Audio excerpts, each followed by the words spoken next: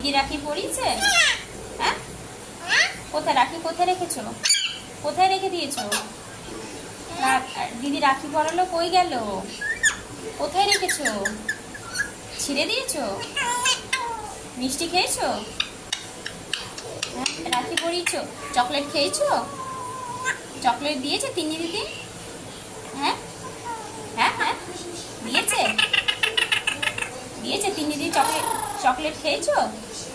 হ্যাঁ, কি হয়েছে? ডান্স করছো? আনন্দ হয়েছে আজকে? মিঠুর আনন্দ হয়েছে?